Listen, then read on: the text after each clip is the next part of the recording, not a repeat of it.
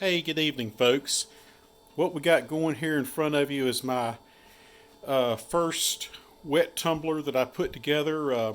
Put it together one day at work when we didn't have anything going on, and made it out of a 92 Accord wiper motor and a computer power supply. And I was tickled here recently on Discord to see that GMRPS pound 6221. I'm not sure if that's Grimps or how that would be pronounced, but I was tickled to see that he one-upped it to a 5-gallon bucket and managed to hide the power supply underneath of it, and I thought that was a really great add-on. That's what this is all about, is teaching each other tricks and improving the way we do things.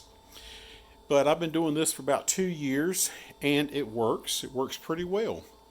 Um, at the time, I had a pretty ready supply of these buckets for hand cleaner we used at the shop I worked at, so that's what I standardized on. Um, but at Christmas, Goldilocks got me, if I can turn this, got me the Harbor Freight tumbler. And it's a little noisy right now. But I used Treetop Flyer's plans and got the interrupters, as he called them. I kind of like to call them speed bumps, but something to interrupt the brass and the pins as it tumbles. And followed his design verbatim, and it works great. I went Monday to the range. Me and my daughter went out, and this is some range pickup 9mm, and I ran it about an hour and a half with Dawn and some citric acid. And Treetop Flyer likes to say a 9mm case, and I simply soldered a piece of wire on there, so I've got something I can just reach in and scoop up a case, and that's what I do, and it works great. But at any rate, I was really tickled with the outcome.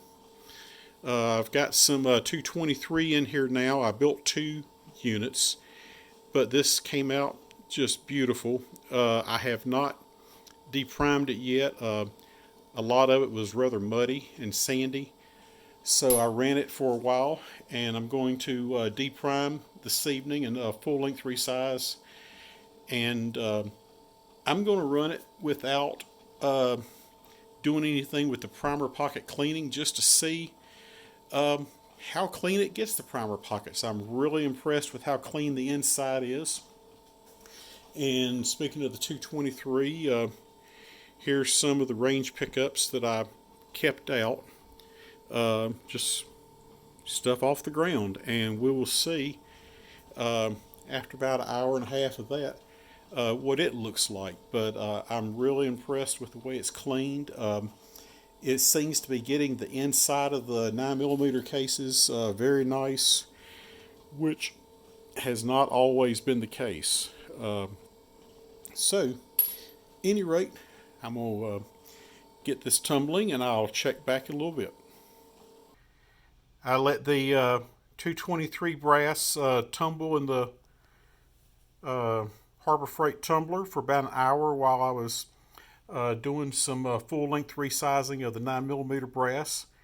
And here we go. That is beautiful looking.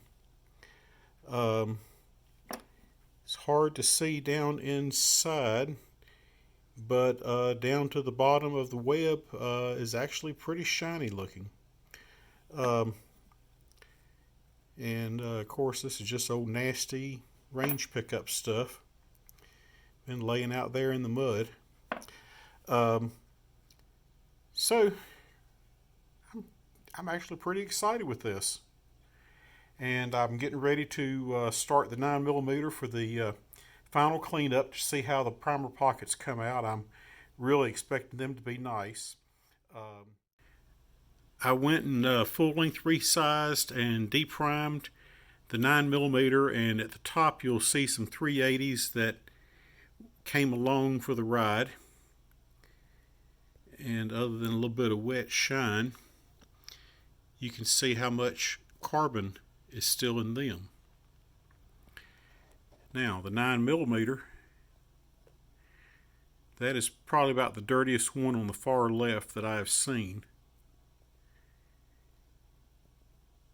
But otherwise, they are very clean. And that blazer case, oh, this camera's driving me crazy. That looks like a ring of soot, but in naked light, it's completely shiny. So make of it what you will.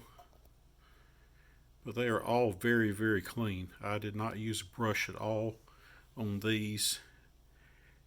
And I'm not one to gush about things, but these are beautiful. Some of the most beautiful brass I've done, including my previous wet tumbler and my dry tumbling and using brushes. They're very nice. So I'm very pleased right now.